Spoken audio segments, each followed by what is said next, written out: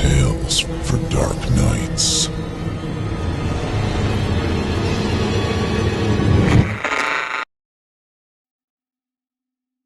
My Neighbor Has an Unsettling Hobby by the Dead Canary, performed by Otis Jiry.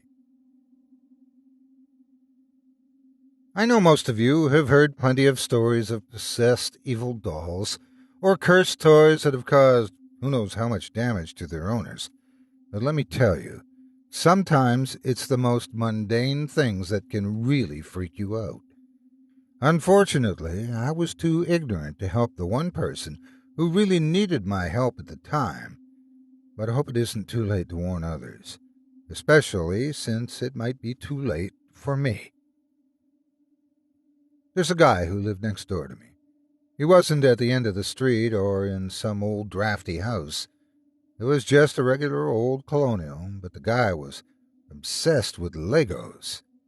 I don't know if he was ever featured on the news or not, but he always had something new set up in his front yard.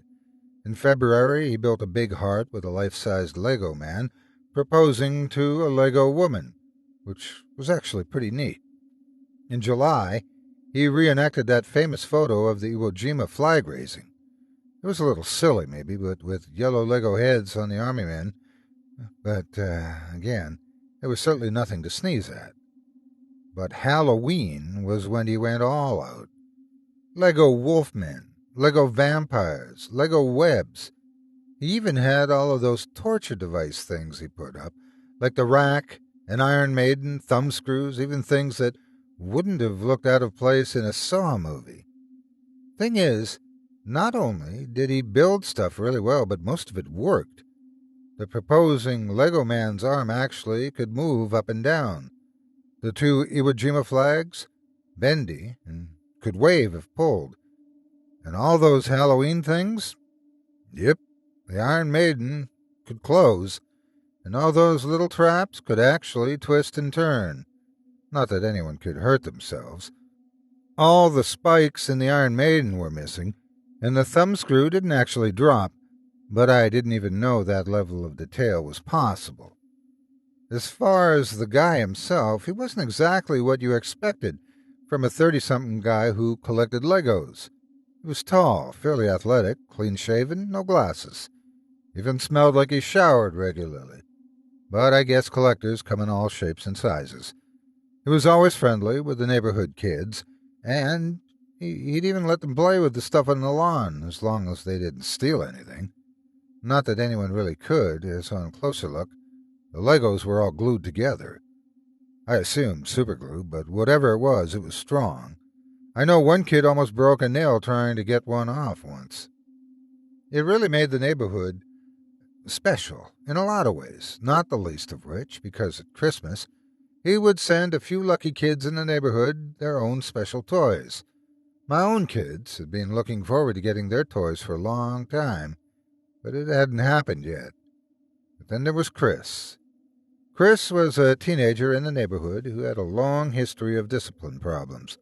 He came from a broken home and was having issues in the foster system, and he lashed out a lot in school. I knew him because I taught there, and he was in my math class. When I saw him struggling with his lessons, I offered to tutor him after school in the campus library, and he seemed to respond to it and to me. Still, I was sure that even if he trusted me more than most people, there was a lot he wouldn't tell me. I was pretty sure he stole little things like candy bars and other criminal acts.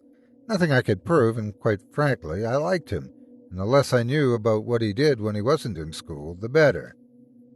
It was a week or two after Halloween, just after dinner, when I got a knock on the door. It was Chris, and he had something under his coat. Oh, no, here it was. He asked me to sit outside with him for a minute. I got my coat, and he sat down with me on a bench in my front garden. Teach, there's something weird going on, and I don't know who else to tell. I can't go to the cops, because I didn't exactly find out about it legally. He reached out into his coat and pulled out a hammer. To look at it, it was like any other claw hammer you would see in a store, except was entirely made out of Legos, top to bottom. The claw was even put together with the pointy pieces I hadn't seen in sets in a long time. I've never seen a children's toy look so intimidating. It shouldn't have been, with all the yellow, blue, and red bricks making it up, but as it had been glued together with very strong glue, I'm pretty sure you could have done some damage with it. Chris, where'd you get this? I didn't need to ask since I already knew, but the answer he gave still surprised me. That Lego guy. I wanted to see all the stuff in his basement since I didn't get a chance to go over there on Halloween. But he had a door open in there, a door that you don't see when it's closed, going under the stairs. There's a chair in there, and this. He shook it. As strange as all this was, I didn't believe his story. I wanted to, because I wanted to believe he was a good kid, but I couldn't. As weird as a Lego hammer was, there was nothing wrong with it, and he had broken into a house. I didn't want to rat him out, but didn't know how to tell him without being a jerk about it. Chris, how about you talk to me about it tomorrow after class? If you took that from the house, it's probably not going to help too much if they know you took that. He looked a little downcast that I didn't immediately go walking over there, but he didn't seem to be upset. Okay, but be careful. The stuff in his basement, other than that, is weird. I think he's up to something, Teach, and I don't want anything to happen to you. After Chris left, I looked over at the Lego guy's house. I figured he was a little odd with all his stuff, but criminal? Probably not. What was there to worry about? I got worried when Chris was not in school the next day. Nobody had seen him. I called his foster home, and they said he hadn't come back the night before. They'd already called the police themselves, afraid he had run away. Now, very concerned, after school I went to my neighbor's house. His Thanksgiving decorations, usually up by now, were conspicuously absent. I knocked, but he still didn't answer. Just on a whim, I tried the front door and found it was open. I didn't know if I should go in, but considering what I'd heard the day before, I wanted to be sure everything was okay. I called in, asking if there was anyone there. I got no answer. I peeked in. In the front hall, there were the Thanksgiving Legos, a giant turkey, and pilgrim hat, but they were shoved against the wall, like they were pushed out of the way in a hurry. I called out again and noticed the basement door open. If I had known then what I know now, I would have just gone back and called the police and let them handle it. I guess more than anything, I was concerned about Chris than I was about how strange all of this was. But I went into the basement. The place was full of Lego constructions. You could barely walk for all the things that were shoved onto there, ranging from life-sized Lego people to scale model aircraft carriers, holiday decorations, and God knows what else. He had never put up even half of what he had built on display. And quite frankly, I was glad. Some of the things he had ranged from normal to downright disturbing. He had a model of the telltale heart built, with the psycho staring at the floor while the police stared at him in horror. The French Revolution, with the guillotine dropped and several Lego heads in a basket. And beyond those, some grotesque creature, all twists and turns, with no discernible head. It looked all wrong. A sculptured dolly would have had nightmares about. And it was eating Lego people in a scale model city.